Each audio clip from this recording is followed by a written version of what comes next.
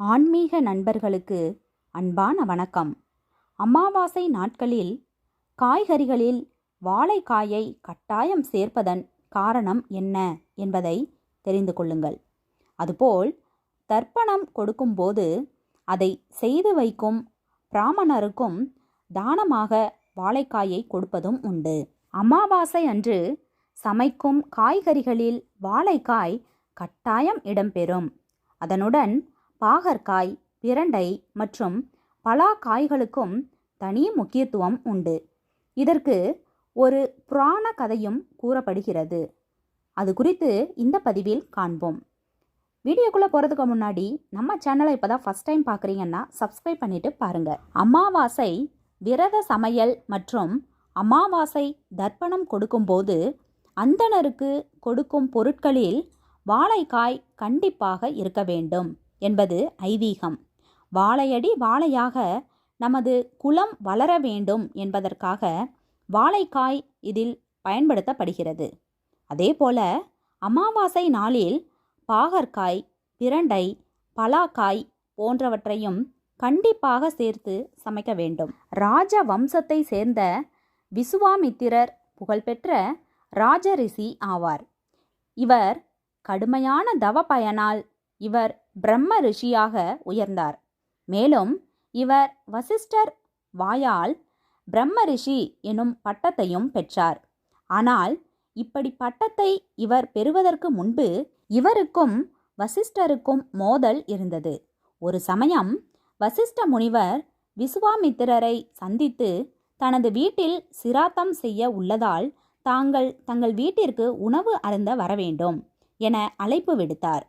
வசிஷ்டர், விசுவாமித்திரர் இருவருமே பயங்கர கோபக்கார முனிவர்கள். வசிஷ்டரின் இந்த அழைப்பை ஏற்ற விசுவாமித்திரர் தனக்கு 1008 காய்கறிகளை கொண்டு உணவு சமைக்க வேண்டும் என கூறினார். இதை கேட்டு வசிஷ்டர் திகைத்து போனார். 1008 காய்கறிகளா? அத்தனை வகை காய்கறிகளையும் எப்படி தேடி பிடிப்பது, எப்படி சமைப்பது என குழப்பம் அடைந்தார். ஆனால் அருகில் இருந்த வசிஷ்டரின் மனைவியும் தீவிர பதிவிரதையுமான அருந்ததி விசுவாமித்திரரின் வார்த்தைகளை ஏற்று, நீங்கள் கூறியபடி 1008 காய்கறிகளை சமைத்து பரிமாறுகிறேன் சுவாமி என பணிவுடன் பதிலளித்தாள். சிராத்தம் கொடுக்கும் நாளும் வந்தது. ரிஷிகளில் பிரம்ம ரிஷி பட்டம் வாங்கிய விசுவாமித்திரரும் உணவு சாப்பிட வந்தார். வாழை இலை போட்டு உணவுகளை பரிமாறத் தொடங்கினாள் அருந்ததி. முதலில் 8 வாழைக்காய் வைத்தாள். பிறகு பாகற்காய், பிரண்டை, பலாக்காய் என பரிமாறி முடித்துவிட்டு 1008 காய்கறிகள் பரிமாறியாகி விட்டது சுவாமி என பணிவுடன் விசுவாமித்திரரிடம் கூறினாள். இதை கேட்டு ஆத்திரமடைந்த விசுவாமித்திரர், என்ன இது? நான் 1008 காய்கறிகள் சமைத்து பரிமாற சொல்லி கேட்டால் நீ 4 காய்களை மட்டும் பரிமாறிவிட்டு 1008 காய்கறிகள் பரிமாறியாகி விட்டது என சொல்லி என்னை அவமானப்படுத்துகிறாய் என கோபமடைந்தார். அதற்கு அமைதியாக பதிலளித்த அருந்ததி, சுவாமி, தாங்கள் அறியாதது இல்லை. அனைத்தும் அறிந்த நீங்களே இப்படி கோபப்படலாமா? அதாவது பாகற்காய் 100 காய்களுக்கும், பிரண்டை 300 காய்களுக்கும், பலாக்காய் 600 காய்கறிக்கும் சமமாகும். இவை 1000 காய்கறிகள் ஆகிவிட்டன என சாஸ்திரங்கள் சொல்கின்றன. இதோ 8 வாழைக்காய் வைத்துள்ளேன். மொத்தம் 1008 காய்கறிகள் ஆகிவிட்டது என கூறினாள்.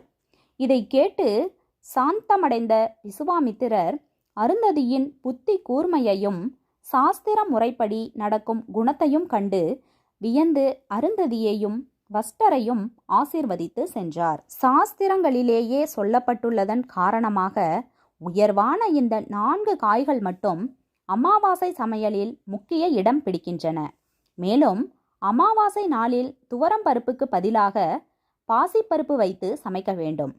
கீரை, முள்ளங்கி, உருளை, பீன்ஸ், கத்தரிக்காய், முட்டைக்கோஸ், முருங்கைக்காய், கோவைக்காய் போன்ற காய்கறிகளை சமைக்கக்கூடாது. இந்த வீடியோ உங்களுக்கு பிடிச்சிருந்தா ஒரு லைக் கொடுத்துருங்க. பயனுள்ளதாக இருந்தால் உங்கள் ஃப்ரெண்ட்ஸ் அண்ட் ஃபேமிலிக்கும் ஷேர் பண்ணுங்கள். இது மாதிரியான பல பயனுள்ள ஆன்மீக தகவல்கள் தெரிஞ்சுக்கணும்னா நம்ம சேனலை மறக்காமல் சப்ஸ்கிரைப் பண்ணி வச்சுக்கோங்க. நன்றி, வணக்கம்.